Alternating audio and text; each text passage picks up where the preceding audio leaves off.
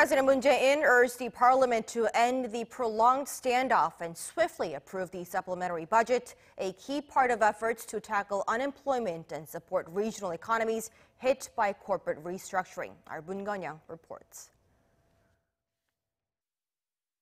국민들께서 국무총리의 시정연설에 주목해 주시길 바라는 마음에서 수석 보좌관 회의를 시간을 늦췄는데 시정연설을 언제 하게 될지 모르는 유감스러운 상황이 되었습니다.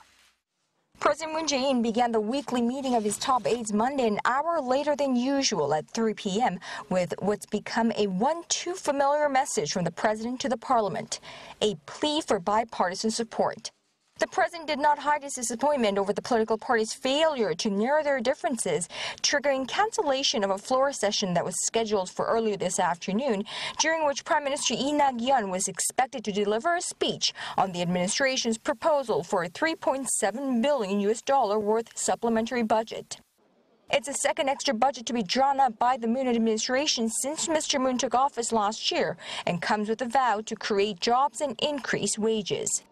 While the supplementary budget will come from surplus tax revenues and will not require issuing new government bonds, its effect in tackling the stubbornly high youth unemployment, which the government sees as a development crisis, and supporting regional economies hit by corporate restructuring will be very significant, the president explained.